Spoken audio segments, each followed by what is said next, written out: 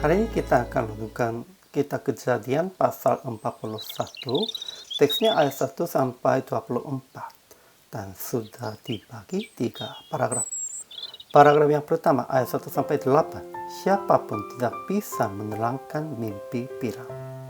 Kedua, ayat 9 sampai 13, juru minuman rekomendasinya Yusuf untuk menerangkan mimpi Firaun.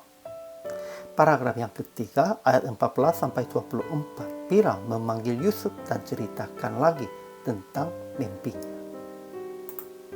Kesimpulan hari, setelah 2 tahun, Firaun bermimpi 2 jenis. Pertama, 7 ekor lembu yang indah bangunnya dan gemuk badannya keluar dari sungai Nil, dimakan oleh 7 lembu yang buruk bangunnya dan kurus badannya itu.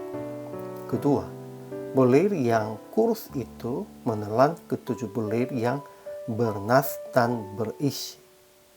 Bagi kita arti juga cukup simpel, tetapi semua ahli dan semua orang berilmu di Mesir tidak bisa mengartikan kepada Firaun tentang mimpi itu.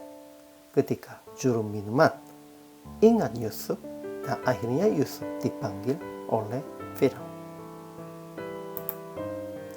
Ajaran tentang Allahnya. Pertama, Allah akan memberitakan kesejahteraan kepada semua orang yang bertanya kepadanya. Inilah sudah diakuinya oleh Yusuf. Kedua, Tuhan telah memberi mimpi kepada Firaun dan siapkan Yusuf baik untuk keluarga Israel maupun untuk menyelamatkan orang-orang Mesir juga. Ajaran tentang manusianya. Pertama, Firaun bermimpi 2 jenis. Pertama, 7 ekor lembu yang indah bangunnya dan gemuk badannya keluar dari sungai Nil dimakan oleh 7 lembu yang buruk bangunnya dan kurus badannya itu. Kedua, bulir yang kurus itu menelan ke-7 bulir yang bernas dan berisi. Kedua, seorang pun tidak ada yang dapat menerangkannya kepada Firaun. Sekalipun mereka ilmuwan, sekalipun mereka berhikmat di antara kerajaan Mesir, siapapun tidak ada yang menerangkannya. Ketiga, juru minuman rekomendasinya Yusuf untuk menerangkan mimpi Firaun dengan pengalamannya sendiri.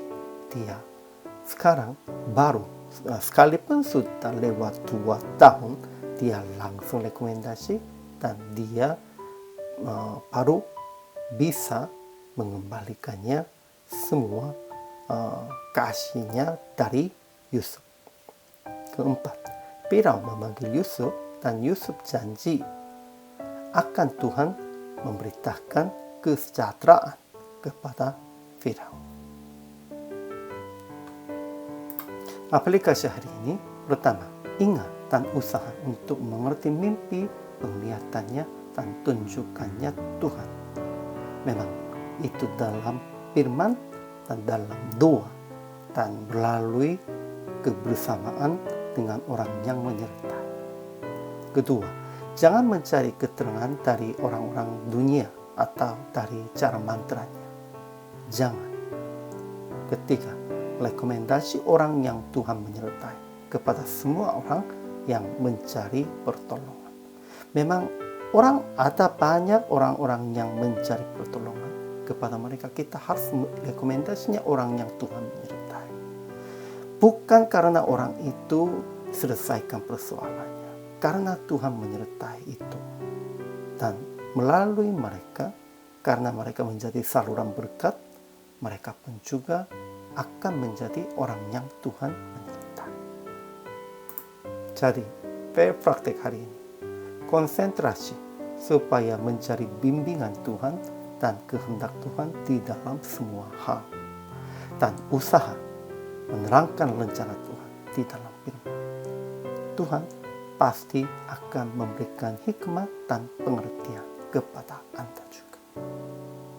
Hari ini juga, selama melayani, Tuhan Yesus memberkati.